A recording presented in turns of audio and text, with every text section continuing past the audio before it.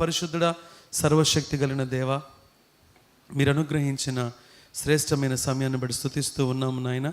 ఈ ఉదయకాల సమయంలో మిమ్మల్ని మా మధ్యకు ఆహ్వానిస్తున్నాం, మీ దేవదూతలు మా మధ్యకు ఆహ్వానిస్తున్నాం. ప్రభా, మీ వాక్యమును తెరిచి మా హృదయాలను సిద్ధపరిచి సూటిగా స్పష్టంగా మాతో మాట్లాడమని, ప్రతి బిడ్డ హృదయాలను తెరవమని ఈ సమయాన్ని మీ చేతులకు అప్పగిస్తూ మిమ్మల్ని స్తుతిస్తూ యేసు నామములో అడిగి వేడుకొని ప్రార్థిస్తున్నాం తండ్రి, ఆమేన్. సరే, రోమీయులకు రాసిన పత్రిక 8వ అధ్యాయం. రోమీయులకు రాసిన పత్రిక 8వ అధ్యాయం. ఇందులో రాయబడిన మాట,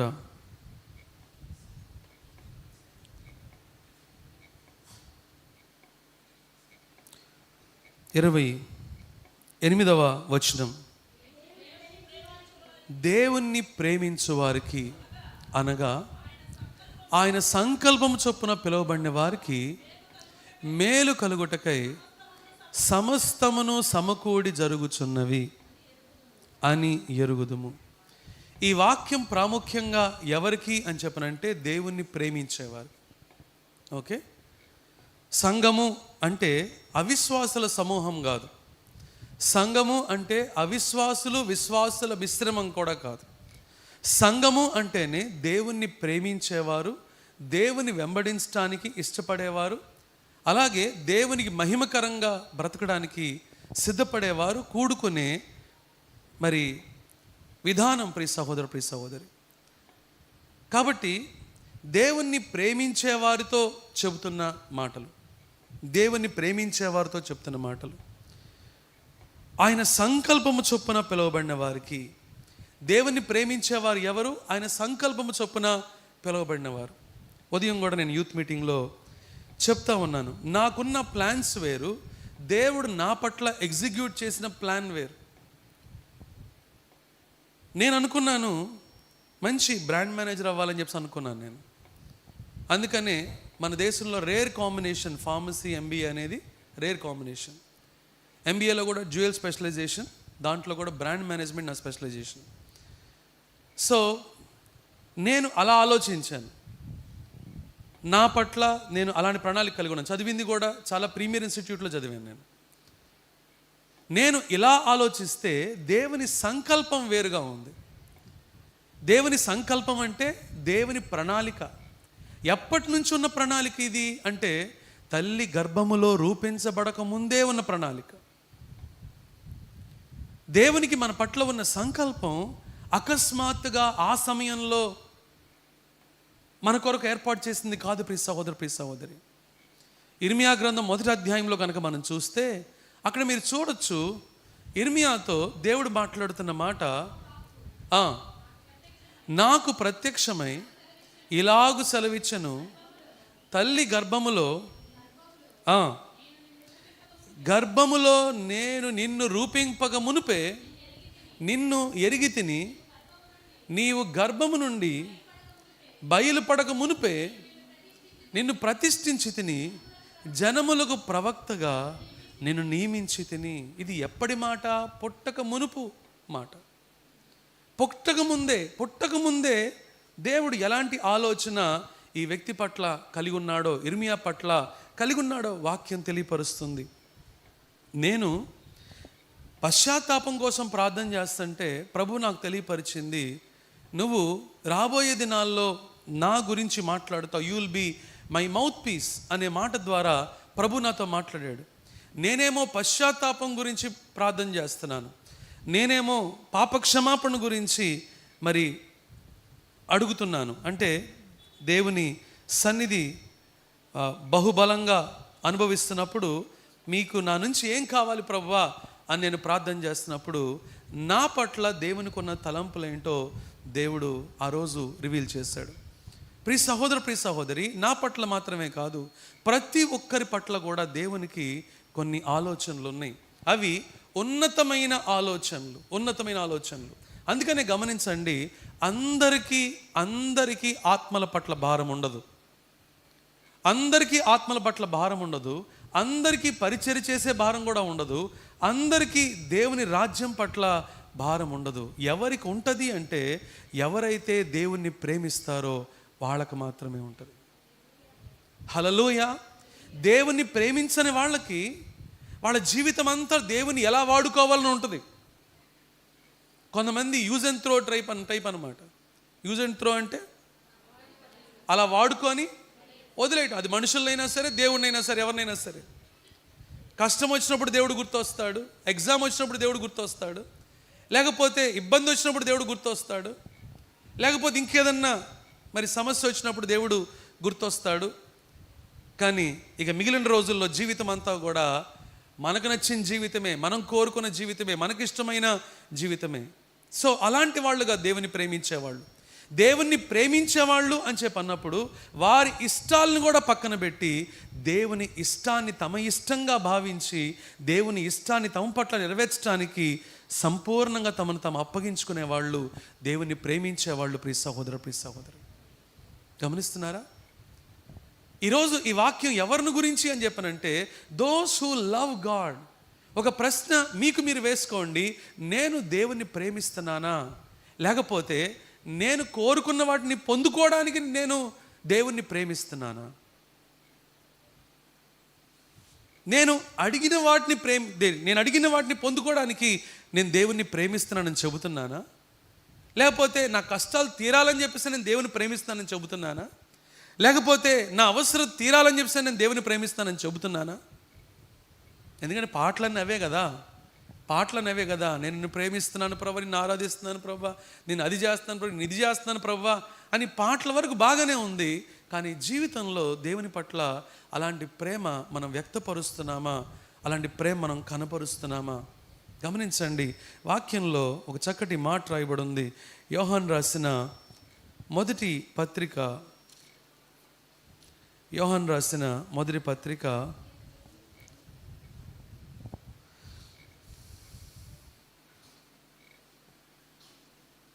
5వ అధ్యాయం, మొదటి అధ్యాయం. ఎవడైనను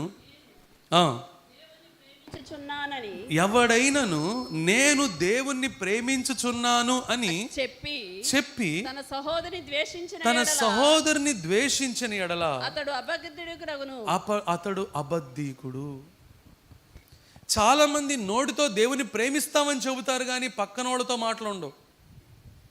దేవుని ప్రేమిస్తామని చెబుతారు కానీ పక్కన వాళ్ళని ప్రేమించలేం. దేవుని ప్రేమిస్తామని చెబుతాం కానీ క్షమించలేం. దేవుని ప్రేమిస్తున్నామని చెబుతాం కానీ సమాధాన పడలేం.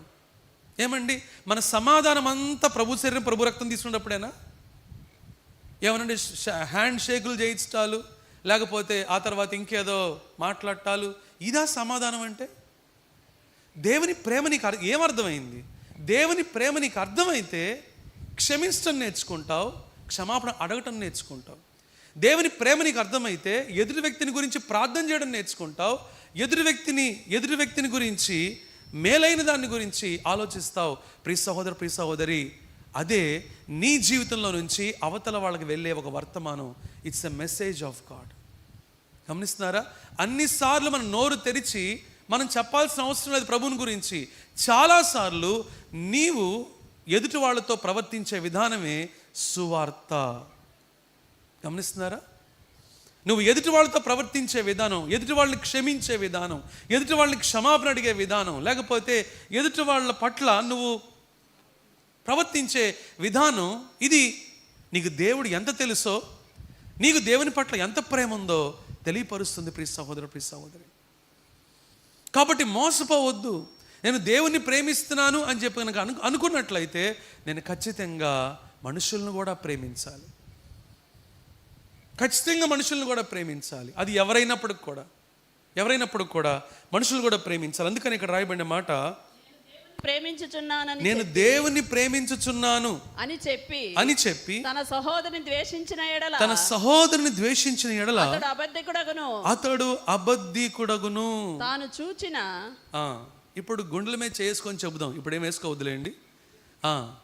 ఇప్పుడు చెబుదాం, నిజంగా మనం అబద్ధీకులమా యథార్థవంతులమా? కొంతమంది నివురుగప్పి నిప్పులాగా, అంటే బయటికి మాత్రం చాలా చక్కగా నవ్వుతా మంచిగా ఉన్నట్టుగా ఉంటారు, కానీ లోపల మాత్రం భయంకరమైన ద్వేషం, లోపల మాత్రం భయంకరమైన కష్టం, లోపల మాత్రం భయంకరమైన ఆయాసం, లోపల మాత్రం భయంకరమైన ఇబ్బంది. ప్రియ సహోదర, ప్రియ సహోదరి, ఇంత కష్టం పెట్టుకొని ఏం ఆరాధిస్తామండి దేవుణ్ణి? ఇంత కష్టం పెట్టుకొని ఏమి స్తుతిస్తామండి దేవుణ్ణి? ఇంత కష్టం పెట్టుకొని ఏం పరిచర్య చేస్తామండి దేవునికి? ఇంత కష్టం పెట్టుకొని ఏం ప్రార్థన చేస్తామండి? ఇఫ్ యు లవ్ గాడ్, నువ్వు కనుక దేవుని ప్రేమించిన వ్యక్తివైతే ఆయన సిలువ నీకు కనపడాలి, ఆయన సిలువ అనుభవం నీకు కనపడాలి. ఆ సిలువ అనుభవం నిన్నేం చేయాలి? ఇతరులను ప్రేమించే మనస్సు నీకు దయచేయాలి. ఎంతోమంది మిషనరీస్ వాళ్ళు చేసిందంటే తెలుసా అండి? ఎంతోమంది మిషనరీస్ క్యానిబల్స్ దగ్గరికి వెళ్ళారు. క్యానిబల్స్ అని చెప్పనంటే ఎవరు? మనుషుల్ని కూడా తినేవాళ్ళు. అలాంటి వాళ్ళ మధ్యకు వెళ్ళి సువార్తను ప్రకటించడానికి వెళితే ఎంతోమంది సేవకుల్ని చంపేసి తినేశారు. జిమ్ ఇలియట్ అనే వ్యక్తి పేరు మీరు ఎంతమంది విన్నారో నాకు తెలియదు. ఎంతమంది ఎవరైనా విన్నారా? జిమ్ ఇలియట్ అనే వ్యక్తి ఒక మిషనరీ,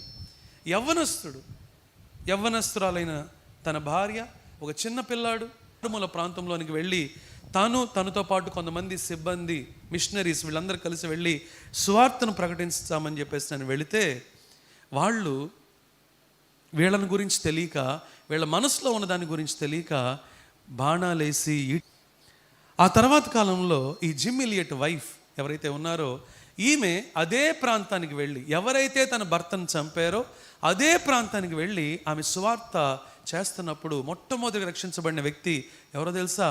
ఈ జిమ్ ఇలియట్ని పొడిచి చంపిన వ్యక్తి.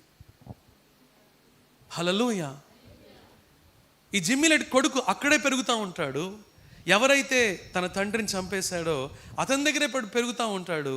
అతను పెద్దవాడైన తర్వాత ఈ పొడిచిన వ్యక్తి చెప్తాడు, మీ నాన్న చనిపోవడానికి కారణం ఎవరో తెలుసా?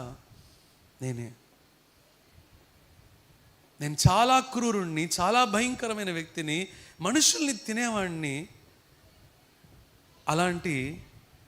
అలాంటి నేను మీ నాన్నని చంపుతూ ఉంటే వాళ్ళల్లో ఎక్కడ మా పట్ల ద్వేషం కానీ కోపం కానీ ఏమీ కనిపించలేదు, వాళ్ళలో ప్రేమే కనిపించింది.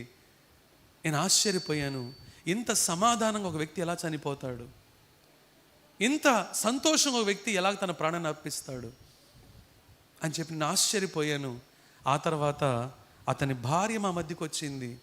మేము చంపామని చెప్పి తెలిసి కూడా అతని భార్య, మీ అమ్మ మా దగ్గరికి వచ్చి మా మధ్యలోనే పరిచయం చేసింది. అందుకే ఆ గొప్ప దేవుని నేను కూడా నమ్ముకున్నాను. హల్లెలూయా. ఈ రోజుల్లో ఇలాంటి సాక్ష్యాలు ఉన్నాయా అండి? ఈ రోజు ఇలాంటి సాక్ష్యాలు ఉన్నాయా? ఫ్యాన్సీ భక్తి అయిపోయిందండి. ఫ్యాన్సీ భక్తి. మన ఎమోషన్స్ మనల్ని రూల్ చేస్తున్నాయి.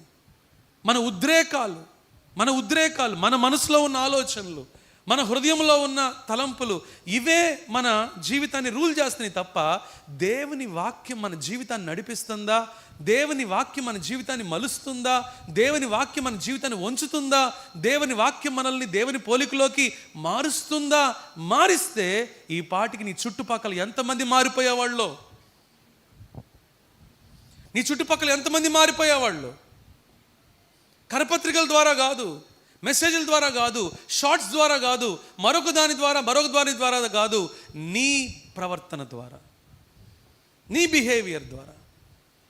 ఈరోజు ఎన్ని సంఘాల్లో ఈ పరిస్థితి అంటే పడని పరిస్థితి. ఏమాత్రం ఒకళ్ళంటే ఒకళ్ళు సహించలేరు, ఒకళ్ళంటే ఒకళ్ళు భరించలేరు, ఒకళ్ళంటే ఒకళ్ళు ఓర్చుకోలేరు, ఒకళ్ళంటే ఒకళ్ళు మనస్ఫూర్తిగా క్షమించుకోలేరు. ప్రియ సహోదరు, ప్రియ సహోదరి, సంఘాలైతే దేని బట్టి పెరుగుతున్నాయి కూడా నాకు అర్థం కావట్లా. సంఘాలు దేని బట్టి పెరుగుతున్నాయి కూడా నాకు అర్థం కావట్లేదు. ఎందుకంటే సంఘములో సరైన సాక్ష్యాలు వినిపించట్లా.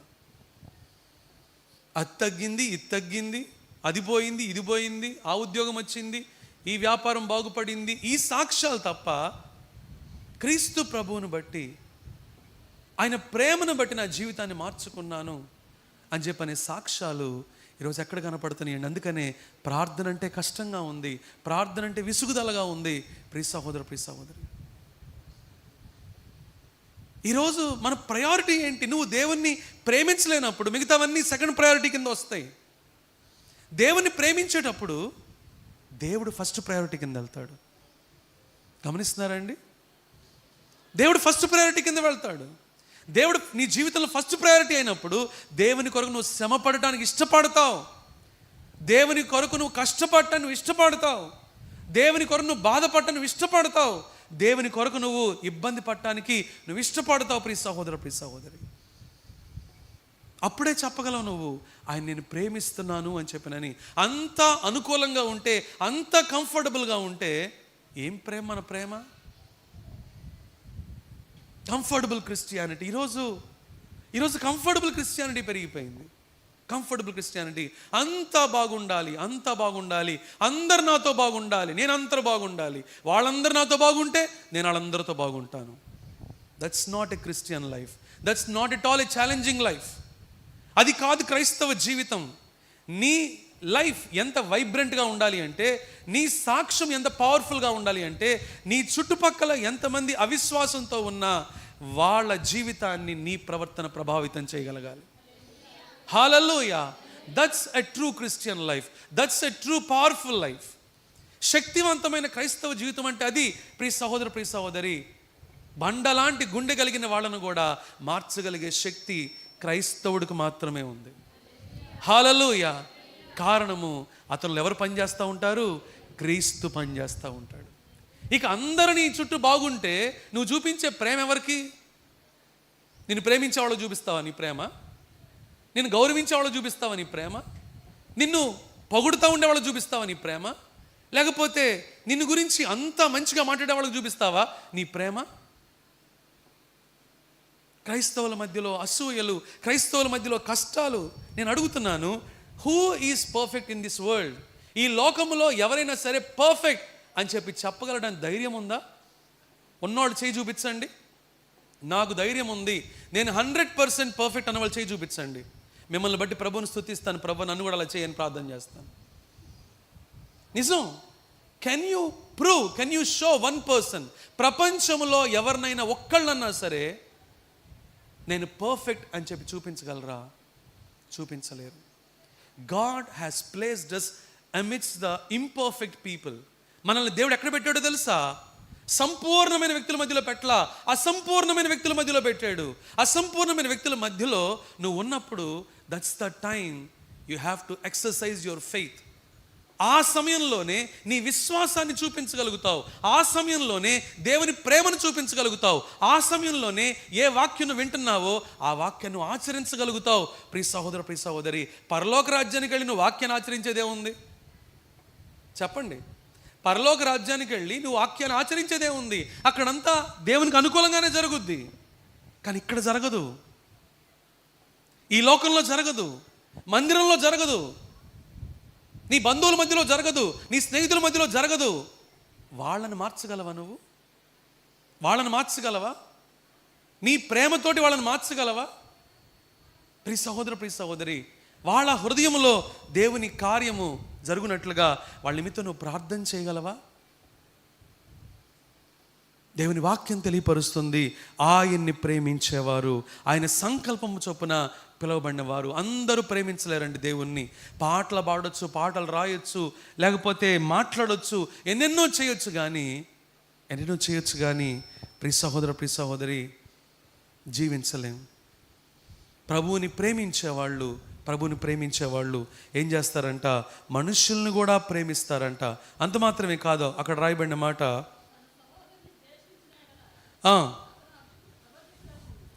రెండో వచనం చదవండి అమ్మా.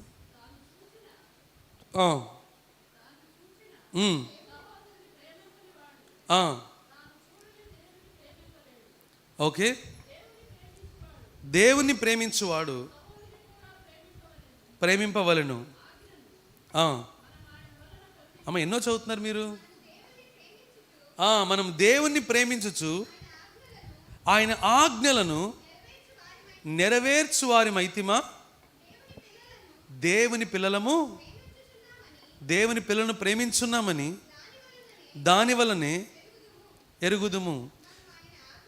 మనము ఆయన ఆజ్ఞలను గైకొనుటయే దేవుణ్ణి ప్రేమించుట. ఒకటి సహోదరుని ప్రేమించటమే దేవుని ప్రేమించుట. ఇంకోటి ఏంటంట, టు ఒబే హిస్ కమాండ్మెంట్స్, దేవుని ఆజ్ఞలను అనుసరించి జీవించటం లేదా దేవుని వాక్యానికి విధేయత చూపించడం ఏంటంట దేవుని పట్ల ప్రేమ. దేవుని పట్ల ప్రేమ. బైబిల్లో అక్కడక్కడ వాక్యాలు తీసుకొని ఈ వాక్యం నాకు నచ్చింది దీనికి లోబడతాను, ఆ వాక్యం నాకు నచ్చలేదు నేను లోబడను అంటే కుదరదు. బైబిల్ అంతా కూడా ప్రభు రాయించాడు, ఆయన ఆత్మ ప్రేరేపణ చేత రాయించబడింది. నువ్వు దేవుని ప్రేమించిన వ్యక్తి అయితే ఏం చేస్తావు? దేవుని వాక్యానికి లోబడతావు. ప్రియ సహోదర, ప్రియ సహోదరు, నేను అందుకని సిద్ధపాటు కలిగిన మనస్సు అని చెప్పన్నాను. సిద్ధపాటు కలిగిన మనస్సు. ఈ సిద్ధపాటు కలిగిన మనస్సు ఉంటే నువ్వు అఫెండ్ అవ్వ వాక్యాన్ని బట్టి. ఒకసారి నేను బెంగళూరులో ఉన్నప్పుడు నేను సెమినరీలో నుంచి మా అక్క వాళ్ళ ఇంటికి నేను బైక్ మీద వచ్చాను. అయితే ఆ బైక్కి పేపర్స్ లేవు. ఏం లేవు? పేపర్స్ లేవు. సో ఆ బైక్ మీద వచ్చాను. నేను వచ్చి నేను టైం స్పెండ్ చేస్తున్నాను. ఈలోపు మా అక్కతో మాట్లాడుతూ మాటల సందర్భంలో ఆ బైక్కి పేపర్స్ లేవు అనే విషయం బయటకు వచ్చింది. సో మా అక్క అడిగిన ప్రశ్న ఏంటంటే, నువ్వు ఎలా వాక్యం చెప్తావురా అని చెప్పి అడిగింది. అంటే అప్పుడు నేను ట్రైనింగ్లో ఉన్నాను నేను. అప్పుడు మా అక్క అడిగిన ప్రశ్న, నువ్వు ఎలా వాక్యం చెప్తావురా అని చెప్పింది. ఏ అక్క అని చెప్పేసి అంటే, దానికి పేపర్స్ లేవు కదా, నువ్వే పేపర్స్ లేని బండి తీసుకెళ్తే మిగతా వాళ్ళు ఏం చేయాలి? ఏమని చెప్తావు? ఇది కరెక్టేనా? ఇది లీగల్గా కరెక్టేనా? చట్టపరంగా కరెక్టేనా అని చెప్పినని మా అక్క నన్ను ప్రశ్నించినప్పుడు నాకు చాలా సిగ్గేసింది. ప్రియ సహోదరి, ఎందుకు ఈ మాట చెప్తున్నానంటే, తను ఏం చెప్పిందో అది వాక్యము ద్వారా నన్ను హెచ్చరించింది. నువ్వు దేవుని ప్రేమించే వ్యక్తివైతే వాక్యము ద్వారా నువ్వు హెచ్చరించబడినప్పుడు నువ్వు అఫెండ్ అవ్వవు. ఏమవుతావు? లోబడతావు. నిజమే ప్రభువా, నేను తప్పు చేశాను, నిజమే ప్రభువా, నీకు లోబడతాను. అది దేవుని ప్రేమించడం అంటే. దేవుని ప్రేమించే వాళ్ళు దేవుని వాక్యానికి లోబడతారే కానీ దేవుని వాక్యానికి ఎదురు తిరగరు. ప్రియ సహోదరి, కొన్ని సంఘాల్లో పరిస్థితి ఎలాగుంటుంది అని చెప్పేసి అంటే, ఆ పాస్టర్ గారు నా గురించే వాక్యం చెప్పారు ఈరోజు. నేను అంటాను, అలాంటి వాళ్ళు బెటర్ ఇంకో సంఘం చూసుకోవడం బెటర్. ఎందుకంటే నేను ప్రార్థన చేసేది మీతోనే మాట్లాడాలని. 100% నేను ప్రార్థన చేసేది, నేను వాక్యం చెప్పేది మీకే మాట్లాడాలి, మీతోనే మాట్లాడాలని. మీతో మాట్లాడపోతే నేను వాక్యం చెప్పాల్సిన అవసరం లేదు. ఎవరన్నా సరే దేవుని సన్నిధికి వచ్చి నాతో దేవుడు మాట్లాడకూడదు అని చెప్పి అనుకుంటే better you don't go to any biblical church. సత్యాన్ని ప్రకటించే ఏ సంఘానికి వెళ్ళమాకండి అలాంటి వాళ్ళు. ఎందుకంటే ఇబ్బంది పడతారు. సత్యం వినడానికి కష్టంగా ఉంటుంది, కానీ దేవుణ్ణి ప్రేమించే వారికి సంతోషంగా ఉంటుంది. హల్లెలూయా. దేవుని ప్రేమించే వారికి మాధుర్యంగా ఉంటుంది. హల్లెలూయా. దేవుని ప్రేమించే వారికి ఎంతో గొప్ప సమాధానాన్ని తీసుకొస్తుంది. ప్రియ సహోదరి, ఈరోజు వాక్యానికి లోబడే వాళ్ళుగా ఉన్నామా, లేకపోతే వాక్యాన్ని బట్టి అభ్యంతరపడే వాళ్ళుగా ఉన్నామా? కొన్ని వాక్యాలు మాత్రమే తీసుకొని ఈ వాక్యాలు మాత్రమే నాకు వర్తిస్తాయి అని చెప్పి అనుకునే వాళ్ళుగా మనం ఉన్నామా, లేకపోతే ప్రతి వాక్యానికి కూడా నేను లోబడవలసిన అవసరం ఉంది అని చెప్పినని దేవునికి లోబడే వాళ్ళుగా మనం ఉంటామా? ప్రియ సహోదరి, దైవజనులు దానియేల్ గారు అని చెప్పేసినని లేమెన్స్ ఎవాంజలికల్ ఫెలోషిప్ వ్యవస్థాపకులు, మరి ఆయన్ని ఒక మాట అన్నారంట. ఆయన బయట నడుచుకుంటూ వెళ్తూ ఉంటే ఆయన అన్న మాట, ఇదిగో వేషధారి మొదలయ్యాడు, వేషధారి బయలుదేరాడు. ఏంటి వేషధారి? చేత్తో బైబిల్ పట్టుకుని వెళ్తున్నాడంట. ఈయన చేత్తో బైబిల్ పెట్టుకొని నడుచుకుంటూ వెళ్తూ ఉంటే ఆయన అన్న మాట, ఇదిగో వేషధారి బయలుదేరాడు. ఆయన చాలా బాధపడ్డాడంట. ఒక్క మాట కూడా తిరిగి వెనక మాట్లాడలేదు. ఆయన బుక్లో రాసిన మాట, ఆయన వెళ్ళి మోకరించి దేవుని సన్నిధిలో, ప్రభువా వాళ్ళన్నది కరెక్టే, నేను వేషధారినే ప్రభువా, ఈ వాక్యంలో ఉన్నదంతా నేను పాటించట్లేదు, ఈ వాక్యంలో ఉన్నదంతా నేను పాటించట్లేదు. ఇలాంటి తగ్గింపు ఎంతమందిలో ఉంటుందండి? దేశంలో రివైవల్, ఉజ్జీవం చాలా తక్కువ మంది ద్వారా వచ్చింది. ఒకటి పండిట్ రమాబాయి ద్వారా వచ్చింది, బ్రదర్ బక్సింగ్ ద్వారా అది వచ్చింది, ఆ తర్వాత డానియల్ ద్వారా వచ్చింది. గొప్ప ఉద్యమం మన దేశంలో, గొప్ప రివైవల్ వీళ్ళ ద్వారా వచ్చింది. ప్రియ సహోదరి, కారణం ఏంటో తెలుసా? వీళ్ళు దేవుణ్ణి ప్రేమించటం కాదు, దేవుణ్ణి ప్రేమించటాన్ని క్రియల్లో చూపించారు. హల్లెలూయా. వాక్యానికి లోబడుతూ, ప్రభువా నిజమే ప్రభువా, నేను వేషధారిని ప్రభువా, ఈ వాక్యానికి సంపూర్ణంగా నేను లోబడలేకపోతున్నాను ప్రభువా అని ఎప్పుడైతే మరి ఆయన ప్రార్థన చేశారో, ప్రియ సహోదరి, ఎంత యథార్థమైన భక్తి, ఎంత శక్తివంతమైన ఆత్మీయ జీవితం. ప్రియ సహోదరి, ఆది అపోస్తల సంఘములో ఉన్న పరిచర్య ఎక్కడ జరిగిందంటే నేను ధైర్యంగా చెప్పగలుగుతాను, లేమెన్స్ ఎవాంజలికల్ ఫెలోషిప్లో జరిగింది. జరుగుతుందో లేదో నాకు తెలియదు, కానీ జరిగింది. హల్లెలూయా.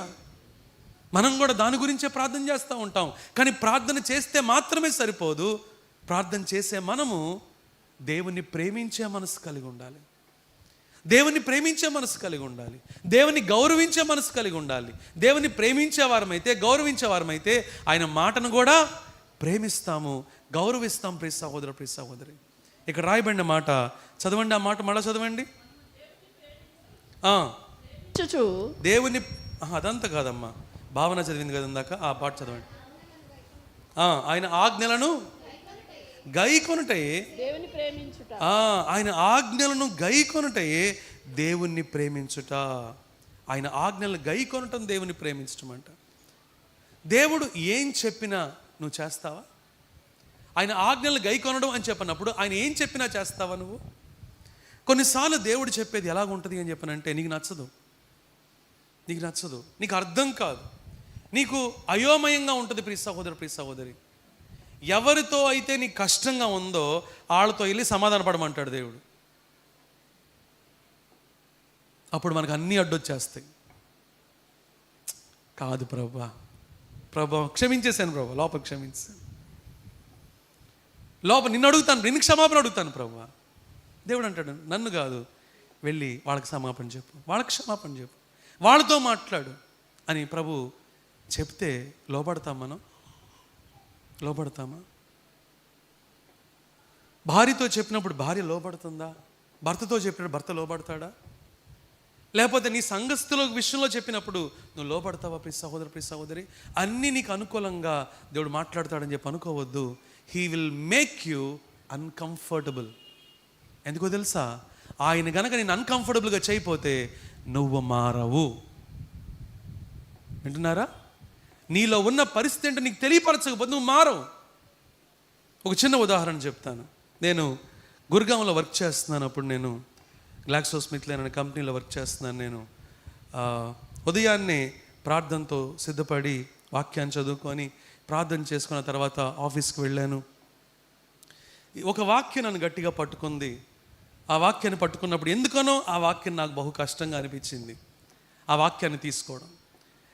ఆఫీస్కి వెళ్ళాను. ఆఫీస్కి వెళ్ళిన తర్వాత కూడా నేను బైబిల్ చదువుకొని చిన్న ప్రార్థన చేసుకొని నా వర్క్ స్టార్ట్ చేయడం నాకు అలవాటు.